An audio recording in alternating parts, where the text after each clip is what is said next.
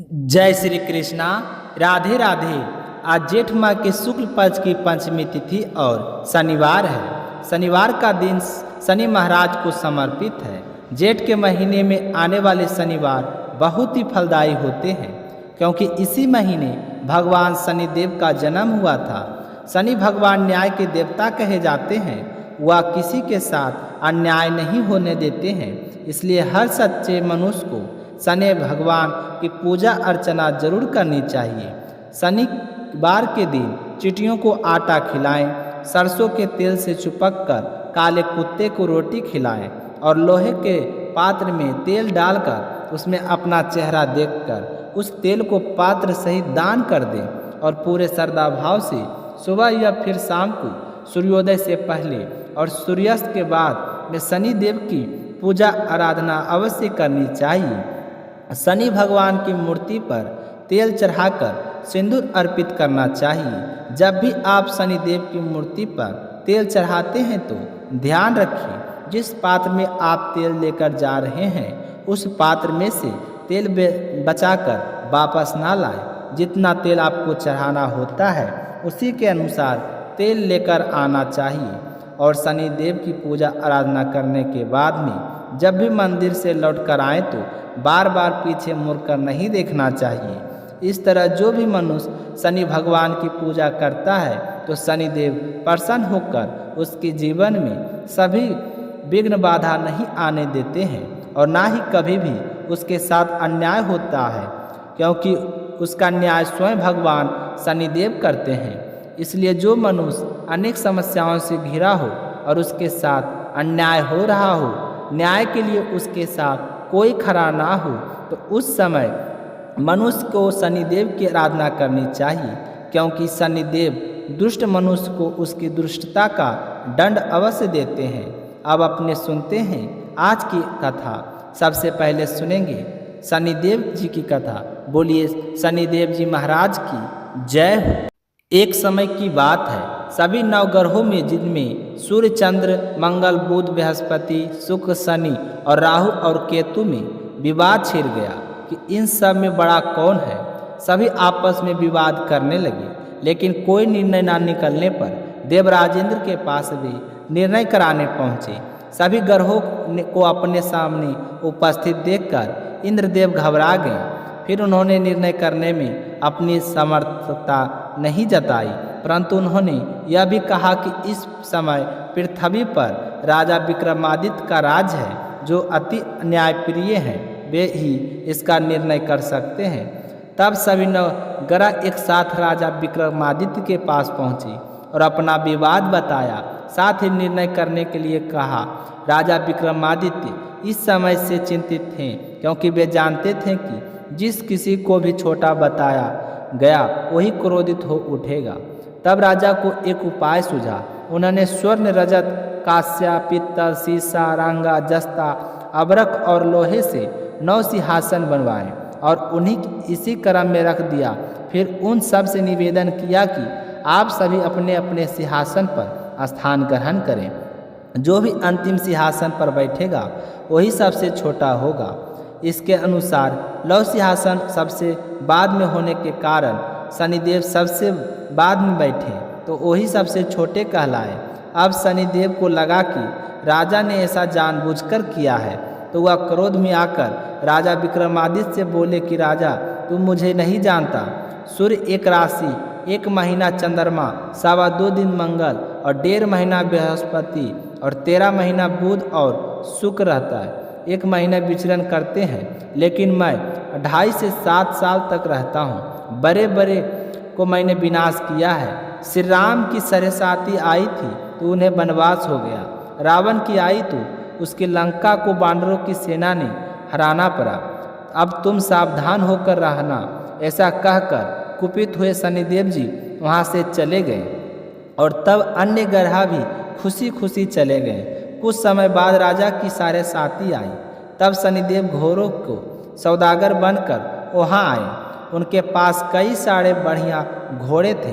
राजा ने यह समाचार सुनकर अपने अश्वपाल को अच्छे घोड़े खरीदने की आज्ञा दी। उसने कई अच्छे घोड़े खरीदे और एक सर्वप्रथम घोड़े को राजा की सवारी करने दिया।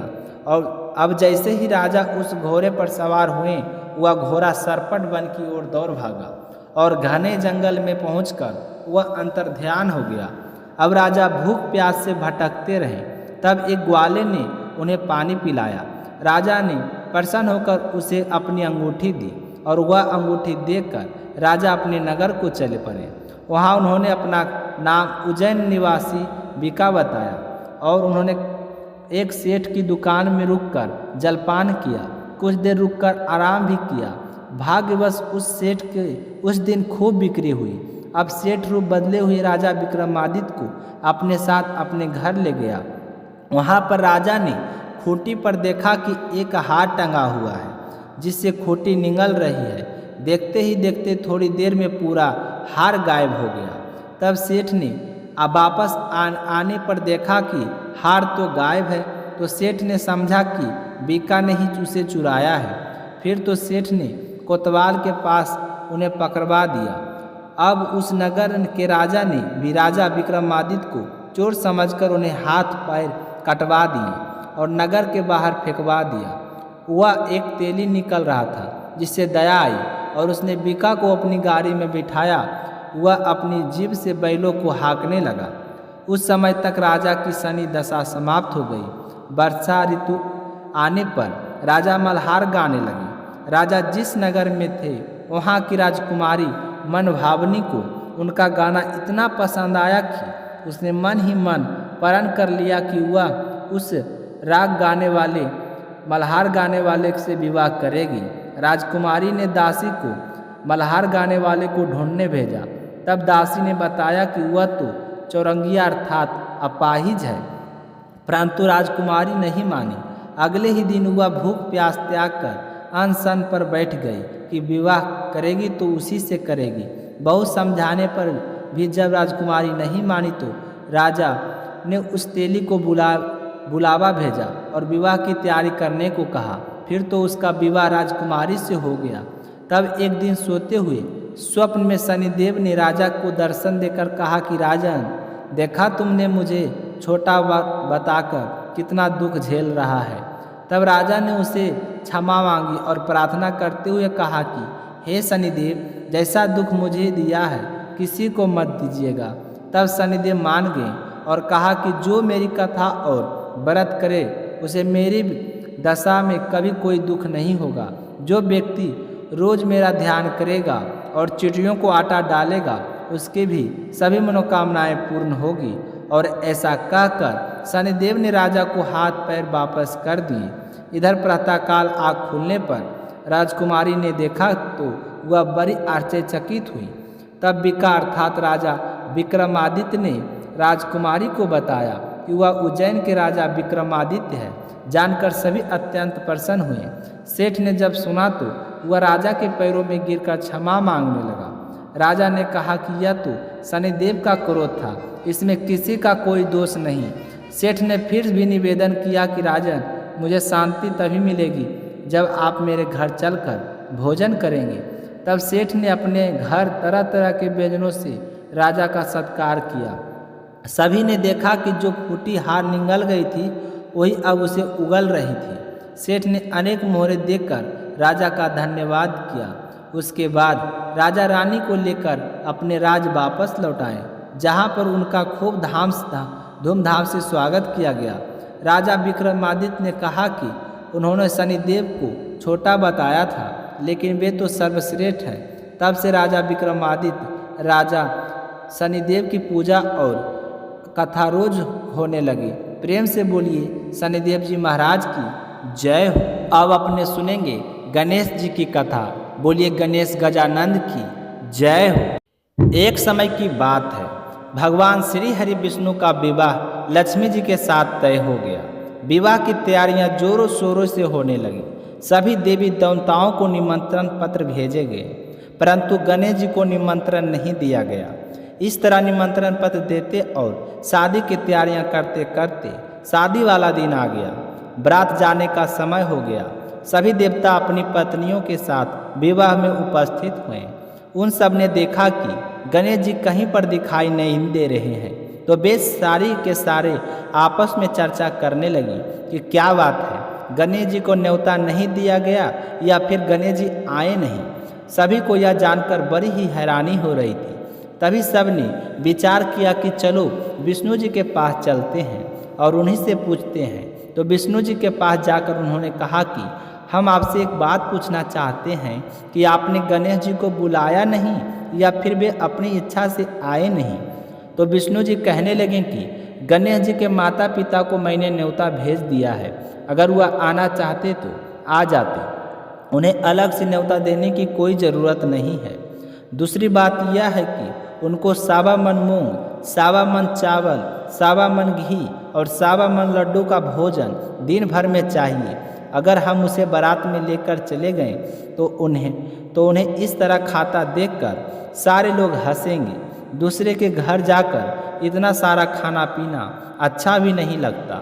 इस तरह वार्तालाप कर रहे थे तो किसी ने सुझाव दिया कि यदि गणेश जी आ जाए तो क्या, द्वारपाल बनाकर घर पर बैठा देना, कह देना कि तुम घर का ध्यान रखना, जिससे गणेश जी को यह नहीं लगेगा कि उन्हें बुलाया नहीं। तो विष्णु जी को यह बात पसंद आ गई और उन्होंने गणेश जी को न्योता भेज दिया। न्योता मिलते ही गणेश जी बड़े प्रसन्न हुए, सज धज कर वहाँ आ पहुँचे। तो विष्णु जी कहने लगे कि आप घर की रखवाली करना, घर की रखवाली के लिए कोई समझदार और जिम्मेदार होना चाहिए। तो मुझे आपसे समझदार और जिम्मेदार कोई दूसरा नहीं लगा। तो यह सुनकर गणेश जी और भी प्रसन्न हुए। तो इस तरह गणेश जी को रखवाली के लिए बैठा दिया और बारात वहाँ से चल दी। तभी नारद जी ने देखा कि गणेश जी दरवाजे पर बैठे हैं और बारात सारी चली जा रही है। तो वे गणेश जी के पास गए और पूछने लगे कि तुम बारात में नहीं जा रहे हो। तो गणेश जी भगवान कहने लगे कि मुझे तो घर की जिम्मेदारी दी गई है, कोई समझदार आदमी घर की रखवाली के लिए होना चाहिए, इसलिए मैं तो यहाँ पर रुक गया हूँ। तो नारद जी कहने लगे कि उन्होंने आपका अपमान किया है, विष्णु जी तो आपको बुला ही नहीं रहे थे। सब ने जब पूछा तो वह कहने लगी कि उनके बड़े बड़े कान, सुर, मोटा सा पेट, यह देखकर लोग हंसेंगे और ऊपर से खाते कितना है, 1.25 मन लड्डू, 1.25 मन मूंग, 1.25 मन घी बारात में ले जाकर मेरे ससुराल वालों तो बदनामी होगी। बारात में देखो कैसे कैसे बाराती आए हैं। तो यह सुनते ही गणेश जी बहुत ही दुखी हो गए और नारद जी से कहने लगे कि अब आप ही बताइए कि मैं क्या करूं। तो नारद जी ने कहा कि आप ऐसा करो कि अपनी मुश्क सेना को आगे भेज दो और उनसे कहना कि आगे जाकर सारा रास्ता खोखला कर दे, जिससे उनके वाहन धरती में धंस जाए। इस तरह परेशान होंगे तो आपको सम्मानपूर्वक बुलाएंगे, क्योंकि विष्णु जी भूल गए हैं कि आप सर्वप्रथम पूजनीय हैं। तो गणेश जी ने नारद जी के कहते ही अपनी मौसिक सेना को जल्दी से आगे भेज दिए और कहा कि सारी जमीन को खोखली कर देना। तो चूहों ने जैसा गणेश जी बोला था वैसा ही किया। जैसे ही विष्णु जी की बारात वहाँ से गुजरने लगी तो रथों के पहिए धरती में धंस गए। लाख कोशिश की परंतु पहिए नहीं निकल रहे थे। सभी ने अपने अपने उपाय किए पर पहिए नहीं निकले, बल्कि जगह जगह से टूट गए। अब किसी की समझ में नहीं आ रहा था कि क्या किया जाए। उधर शादी का मुहूर्त निकला जा रहा था तो विष्णु जी तो बड़े ही परेशान थे। तब नारद जी वहाँ पहुँचे और कहा कि आप लोगों ने गणेश जी का अपमान करके अच्छा नहीं किया है। यदि उन्हें मना कर लाया जाए तो आपका कार्य सिद्ध हो सकता है और आप पर आया यह संकट भी टल सकता है। तो शंकर भगवान ने अपने दूत नंदी को भेजा। तो नंदी गणेश जी को लेकर वहाँ आ गए। गणेश जी का आदर सम्मान के साथ पूजन किया गया। तब जाकर कहीं रथ के पहिए निकले। पहिए तो निकल गए पर वह तो जगह जगह से फूट गए थे। अब उन्हें सही कौन करे। तो पासी के खेत में एक हाथी काम कर रहा था तो उसे समझाकर समाचार भेजा कि सारे रथों को पहिए सही कर दो। तो वह अपने खेत का काम छोड़कर कारीगर का सारा सामान लेकर वहाँ आ गया। जैसे वह रथ के पास बैठा तो कहने लगा कि श्री गणेशाय नमः। ऐसा कहकर गणेश जी मन ही मन वंदना करने लगा और देखते ही देखते गणेश जी ने सभी पहियों को थोड़ी सी देर में ठीक कर दिए। यह देखकर नारद जी ने कहा कि मैं आपसे एक बात पूछना चाहता हूँ कि आपने श्री गणेशाय नमः क्यों कहा। तो खातिर कहने लगा कि हे देवताओं, आपने सर्वप्रथम गणेश जी को नहीं मनाया होगा और ना ही उनकी पूजा की होगी, इसलिए आप पर यह संकट आया है। तो नारद जी विष्णु भगवान से कहने लगे कि हमने ही गणेश जी को सर्वप्रथम पूजनीय बनाया था और आज हम ही उन्हें भूल गए, तो हमसे मूर्ख और अज्ञानी कौन हो सकता है। तो यह सुनते ही विष्णु भगवान गणेश जी से माफ़ी मांगते हैं और गणेश जी की पूजा करते हैं, उनका ध्यान करते हैं। फिर सारे मिलकर गणेश जी भगवान का जयकारा लगाते हैं। यह देखकर गणेश जी बहुत ही प्रसन्न होते हैं और नारद जी भी गणेश जी की ओर देखकर मन मन मुस्कुराने लगते हैं और बारात वहाँ से चल पड़ती है। फिर भगवान विष्णु और लक्ष्मी जी का विवाह हो पड़ी। धूमधाम से संपन्न होकर सकुशल सारे घर लौटाते हैं। इसलिए कोई भी व्रत पूजा पाठ हो, गणेश जी भगवान को जरूर याद करना चाहिए। ज़्यादा समय नहीं तो एक छोटी सी कहानी सुनकर ही शुभारंभ कर सकते हैं। बोलिए गणेश जी भगवान की जय हो। अब अपने सुनेंगे नवग्रह की कहानी। इसे भी जेठ मास में अवश्य सुनना चाहिए। किसी गांव में एक बुढ़िया रहती थी। उसके एक बेटा और एक बेटी, 2 बच्चे थे। जैसे वह दोनों बड़े हुए तो बुढ़िया ने उसकी शादी कर दी। बेटी विदा होकर ससुराल चली गई और घर पर एक सुंदर सी बहू आ गई। तो इस तरह कई महीने बीत गए। एक दिन बुढ़िया का बेटा कहने लगा कि माँ, मैं बहन से मिलने जा रहा हूँ। तो यह सुनकर उसकी माँ बहुत ही खुश हुई और कहने लगी कि अपनी बहन से जाकर बोलना कि 2-4 दिन के लिए मेरे साथ आ जाए, मैं उसे बहुत ही याद करती हूँ और इसी बहाने अपनी भाभी के साथ भी रह लेगी। तो उसके बेटे ने कहा कि ठीक है माँ, मैं बहन को ले आऊँगा। यह कहकर वह घर से चल पड़ा। चलते चलते रास्ते में जंगल पड़ता था। तो जंगल के रास्ते में एक काला सांप बैठा था। जैसे ही बुढ़िया के बेटे को उसने देखा तो वह डसने के लिए तैयार हो गया। तो सांप पर नजर पड़ते ही बुढ़िया के बेटे ने हाथ जोड़कर कहा कि हे सर्प देवता, तुम मुझे क्यों डसना चाहते हो। तो सर्प ने कहा कि तुम मुझे नवग्रह की दशा लगी है, तो इसलिए मैं तुझे डसूंगा जरूर। तो बुढ़िया का बेटा कहने लगा कि मैं अभी अपने बहन से मिलने जा रहा हूँ। मेरी बहन इकलौता है का भाई है। मेरे घर पर मेरी नई नवेली दुल्हन है। अगर मुझे कुछ हो गया तो वह सारे किसके सहारे जिएंगी और मेरी माँ पर दुखों का पहाड़ टूट पड़ेगा, तो वह बेचारी रो रो कर मर जाएगी। तो सर्प ने कहा कि मैं क्या करूं, तुझे दशा लगी है, मुझे तो आदेश है, तो मैं आदेश का पालन तो करना ही पड़ेगा। तो बुढ़िया माई का बेटा कहने लगा कि मेरी बहन मेरा इंतजार कर रही है, मैं एक बार उसे मिल लूं, जब मैं वापस आ जाऊं तो मुझे डस लेना। तो उसकी बात सुनकर सर्प देवता कहने लगी कि मुझे क्या पता तू रास्ते से आएगा या दूसरे रास्ते से घर चला जाएगा। तो बुढ़िया का बेटा कहने लगा कि अगर तुम्हें मुझ पर विश्वास नहीं है तो तुम मेरे थैले में बैठ जाओ। यह कहकर उसने अपना थैला सांप के आगे रख दिया। तो सांप उसके अंदर बैठ गया। तो उसने उसके ऊपर फूल और पत्ते रख दिए और थैला लेकर वहाँ से चल पड़ा। जैसे वो अपनी बहन के घर पहुँचा तो उसकी बहन उस समय नवग्रह की कहानी सुन रही थी।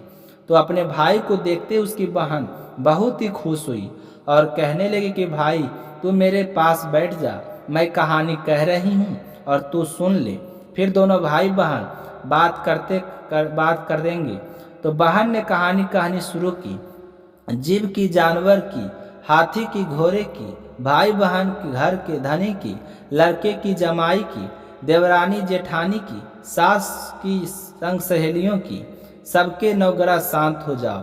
ग्रह चले 8 पग, बंदा चले 4 पग, सांप बिच्छू भवरे सब आग में जल जाए। कहानी कहकर बहन खड़ी हो गई और अपने भाई के हालचाल पूछे और कहा कि भाई तू इस थैले में क्या लेकर आया है। तो उसका भाई बोला कि थैले में तो मैं कुछ नहीं लाया। इतने में उसकी बहन ने थैला उठाकर खोल दिया। खोल कर देखा तो उसके अंदर जो फूल और पत्ते रखे थे उनके तो केले, सेब और संतरे बन गए और जो सांप रखा था वह हार बन गया। तो उसने केले और संतरे बच्चों को दे दिए और हार खुद पहन लिया। हार पहनकर घर के बाहर आई तो भाई बोला कि बहन, तू तो बहुत गरीब थी, फिर यह हार कहाँ से लेकर आई है? तो उसकी बहन कहने लगी, भैया मैं तो गरीब थी, पर मेरा भाई गरीब नहीं है।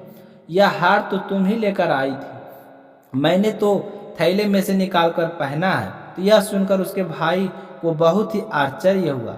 उसने कहा कि थैले में तो मैं अपनी मौत का सामान लाया था, वह हार तो मैं नहीं लेकर आया था।